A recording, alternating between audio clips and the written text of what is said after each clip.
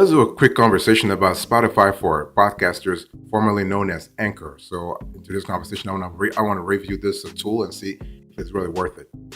So, here's an overview I want you to pay attention to. So, first of all, when we talk about Anchor, really the thing is that you need to understand that Anchor started in 2015, and it's one of those hosting platforms that have been around for nearly 10 years now. What we love about Anchor is that you have the possibility to do the different things. You have you can actually record a podcast, you can distribute it, you can actually host it. So this is really good.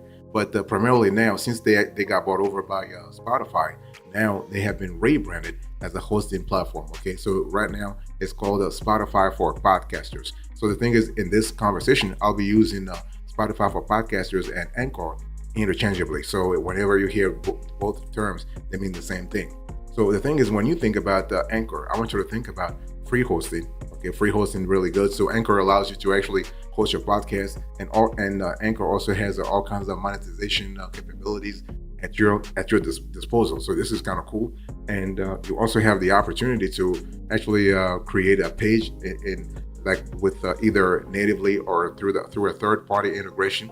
This is kind of cool. And what we love about Anchor is that because it has the backing of Spotify, which is a behemoth in the industry when it comes to podcasting, you have the ability to actually scale real fast. This is really cool because not only once you have a podcast, if you were to distribute that podcast to Spotify, then it's done natively. It's done automatically. You don't have to actually record a podcast and then submit it to Spotify. I mean, granted, Spotify is not the only podcast directory there. I mean, you have Apple, you have Google, but the cool thing is that it's one of the top three. So having the chance to actually host your podcast on Anchor, on a subsidiary, if you will, of Spotify, really can accelerate your podcasting career in terms of an operational perspective. So this is how we actually look at it, and everything else I'll be speaking about that in today's conversation to sort of break it down for you, how you can benefit from Anchor and where you should be paying attention to make sure that you don't make any mistake. By the way, boss, welcome back to the show. It's really a pleasure to have you here. Make yourself comfortable. You are going to enjoy today's conversation.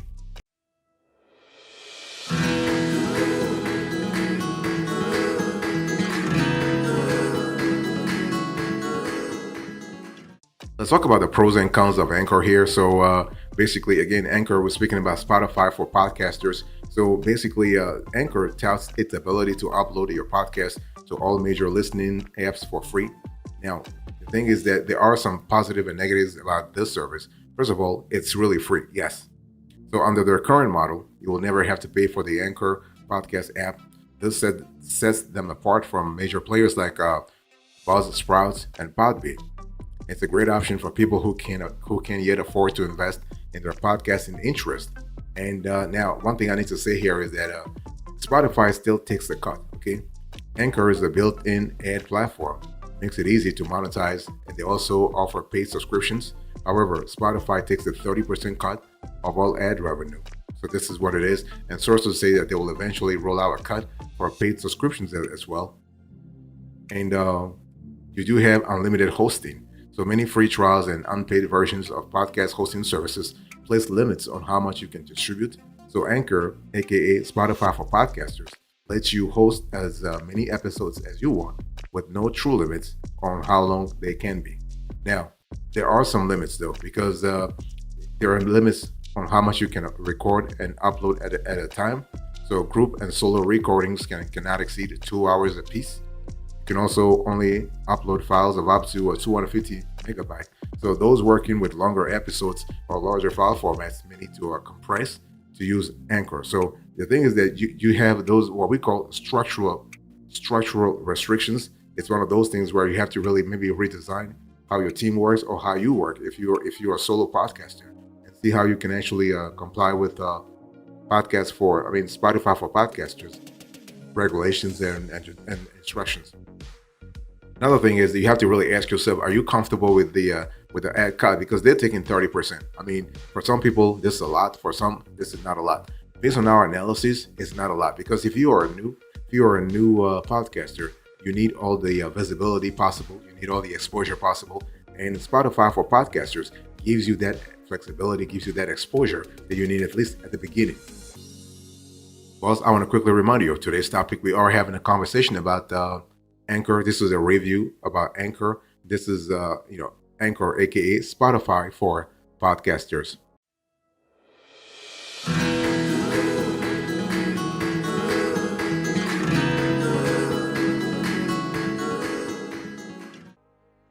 Another pro that we love here is that you have distributions to apps. And so before Spotify's acquisition, Anchor will automatically upload your podcast to many services, including Apple Podcast.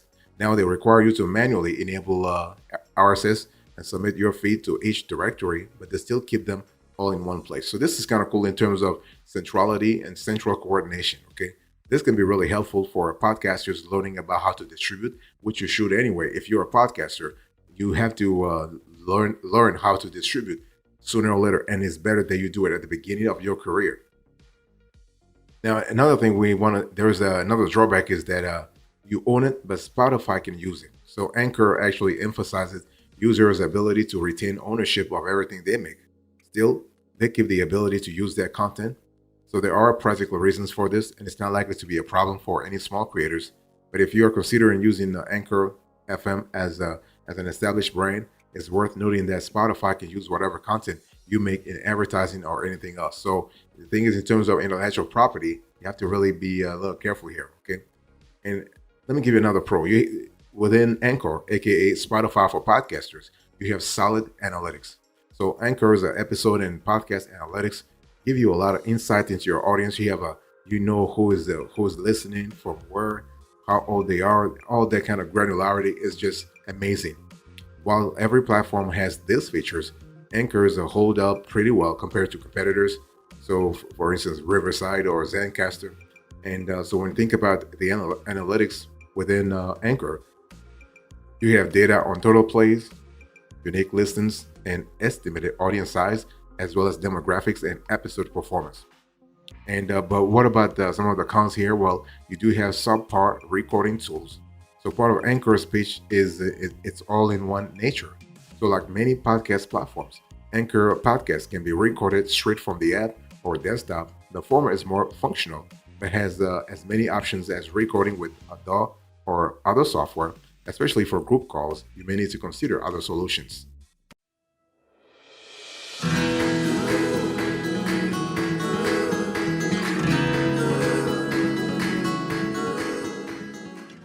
Another pro that we have found is that it's very easy to monetize, okay? Making money is one of the biggest hurdles for a new podcaster to clear. Many platforms can leave you on your own to find advertisers. And what we love about Spotify for podcasters, aka Anchor or FKA, Anchor, gets you started right away with options for monetizing your show. So you can easily connect to Stripe to set up donations and subscriptions. So once you hit 50 listeners, they'll set you up with ads that you can actually read and edit into your episodes. So this is kind of cool. Now let's talk about some of the cons here. So Editor is not a DAW though. So to get the most out of your podcast, you probably need to invest in a DAW, digital audio workstation. So while Anchor touts its editor and encourages you to use it, it simply doesn't have the functionality to actually put a podcast together. I mean, it's one of those things where, they're good when it comes to hosting, but they're not that good when it comes to recording or when it comes to creating a podcast. It is what it is, okay? They would have been better had they invested heavily on that side of things, at least Spotify, but they haven't done it so far. So if you want to add fades, shorten, pauses, remove unwanted noise, or even adjust volume, this editor will not help.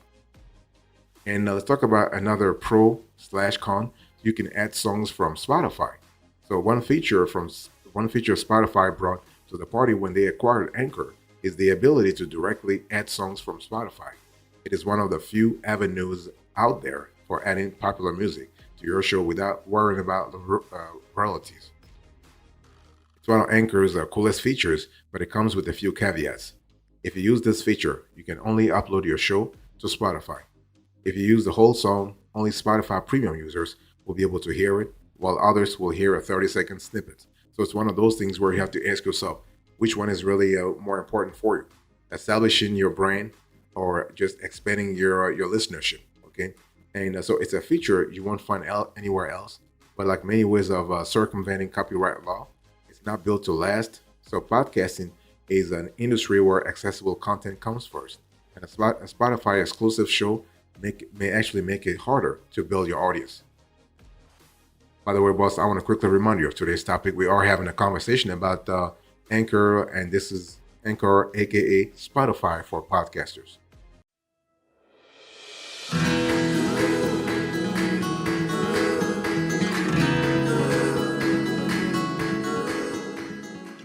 Let me give you the specs that you have to really pay attention to as you think about Anchor here. So let's first talk about publishing and distribution. So the beauty of media hosting services like Anchor is that you only need to upload your episode to one place, and it will automatically appear in places like Apple Podcast, Spotify, and Google Podcast. And so typically podcasters will need to submit their show to these directories in the first place, though. I mean, this is a one-time only task, and once you are approved in, let's say, Apple Podcast, all future episodes you upload will publish there automatically. And top hosting services like Buzzsprout and Captivate make it super simple to submit your podcast to all directories. And Anchor actually goes one step further and actually does it for you. Okay, this is actually great if you're trying, if that's that you're trying to really get into that arena and you're toying or experimenting with running a podcast. And if you're serious about growing your show long term, be sure to actually opt out of Anchor's automatic distribution if you decide to host with them. Okay, and also let me give you some kind of caution around Apple. So having Anchor submit your show to Apple Podcast means it's in there under Anchor's own account instead of your own. This means you will be unable to look at your stats inside Apple Podcast Connect. These analytics are really useful in the long run because they show drop-off and completion rates for each episode. And this can help you work out what content is resonating with your audience and what's causing them to hit skip or stop.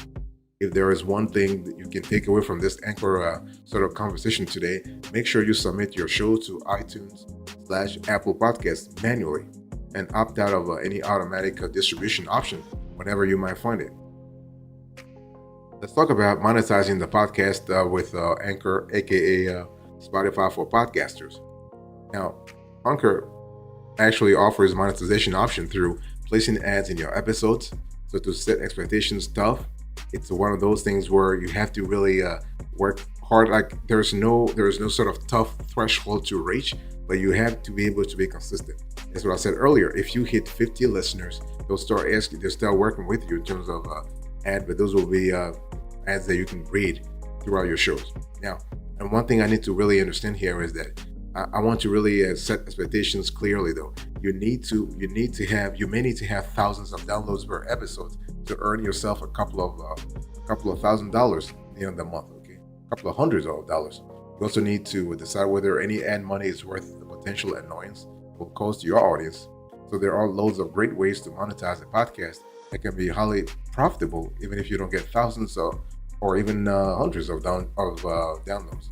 If you are won over to monetizing your podcast with Spotify for podcasters, then you can actually just set it up that way in terms of the ad revenue. So then you have to deal with things like CPM, RPM.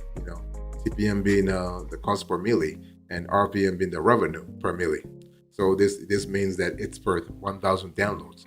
And so these downloads are on per episode basis too. So this is kind of important. So as far as ad placements, it's really easy to place the ads. All you do is edit your episodes, treat the the advertisement that you recorded as a segment, and place it where you want in the podcast. This ensures that your ad is not going to show up in some random place in the middle of a sentence. It's a really simple interface that allows you to just throw in an ad right where you want it. Okay. One thing I want to say here before closing today's conversation here is that you have to understand that when we talk about monetizing your content, you got to also think about your target audience. It's not just about you generating revenue, but see, if your audience is not there in the long run, you can't generate any kind of revenue in the long run anyway. You might make a few cents here and there, at least at the beginning, but if you want to have this as a consistent, scalable, and endurable, sustainable sort of business model, you really need to think long term. Especially, you got to think about your target audience. You got to think about adding value to your target audience. It's not about just placing ads. It's about what kind of value are you bringing to the table? What kind of a solution are you bringing to the pain points that your target audience is having? See, you want to revolve everything, and I mean everything, around your target audience. If you do, you will be successful in the long run. If you don't, you will be really, really sorry you didn't.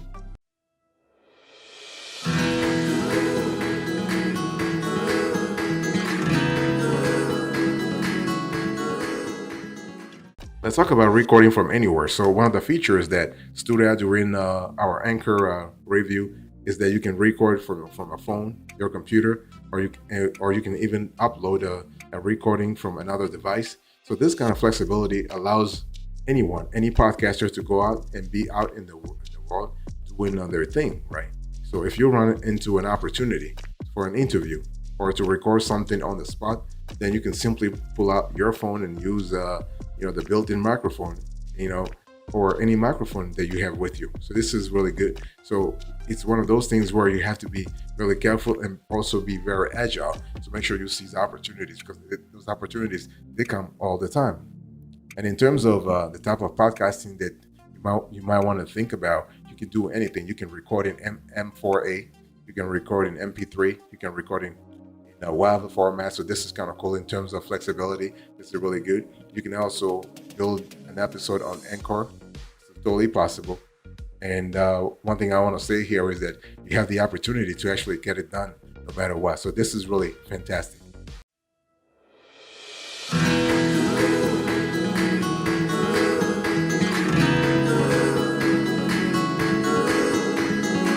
So what is our opinion here? So basically, is Anchor worth it? Yes or no?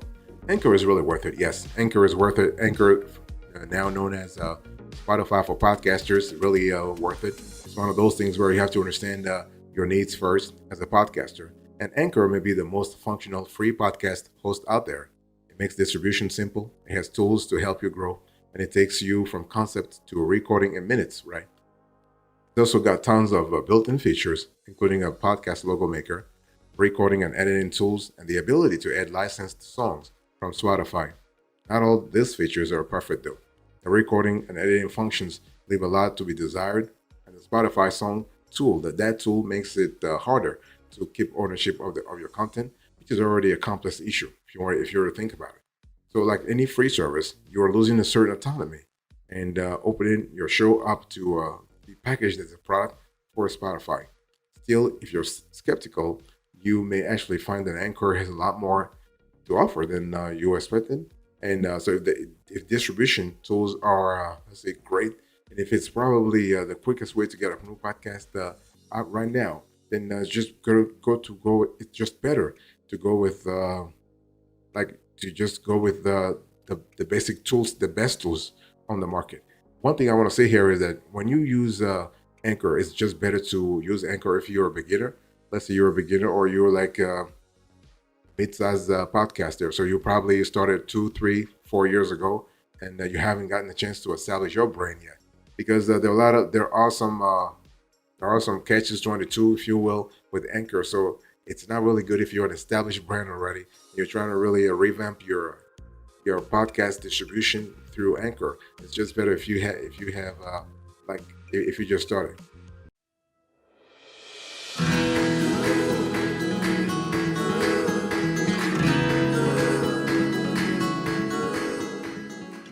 Thank you so much for your attention. I really appreciate it.